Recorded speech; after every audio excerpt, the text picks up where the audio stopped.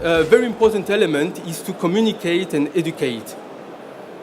Because there are many consumers who fear about maybe security concern, who are not used to tap. If they use previously a chip and PIN card, they are not used not to enter the PIN anymore. So communication and education is very important. Typically, the banks have to train their staff, the merchants, the card holders, and the merchants themselves need to train their staff, all the point of sales, the consumers, and the payment schemes, the consumers through mass advertising. So advertise widely, that's an example from Canada, where typically MasterCard asked the users, what would you do with the spare time you would have by using contactless instead of your normal smart card? Because obviously one of the key elements is to reduce the queue. And so some of them said, I would take kickboxing and unleash my inner ninja, or I would sit in the park and birdwatch. One key element as well, I think we are all human beings, and it's quite important to change our habits sometimes. And if you incentivize for the first transactions by giving a voucher or giving a free credit, that would trigger people to use it. And if the experience is good, obviously afterwards they're going to do it several times. So that's also things which are being done. What we see as well is that contactless is moving mainly towards credit cards with the large issuers.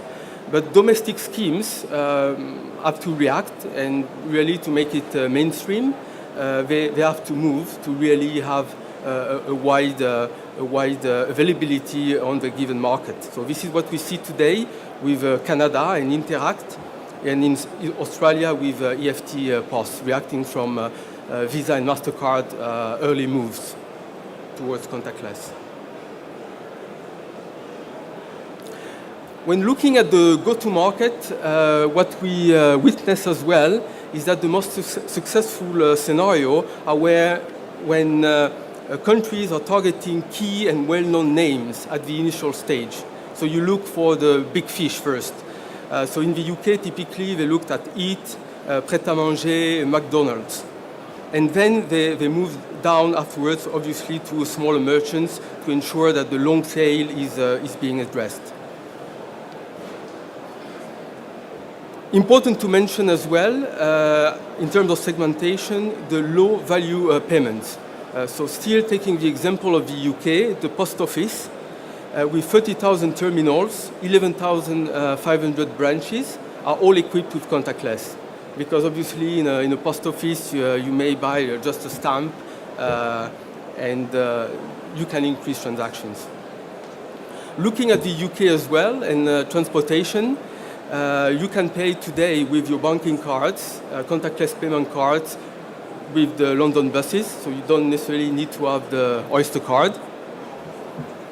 And it's going to happen as well in the underground from this year.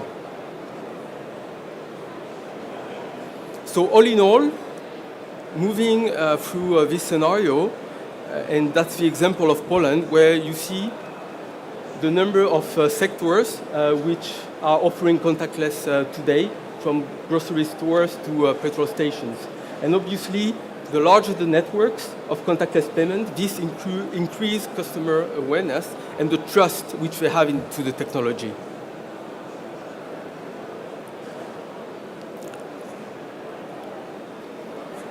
So the promise of contactless, based on all the examples, are really materializing as far as we see it.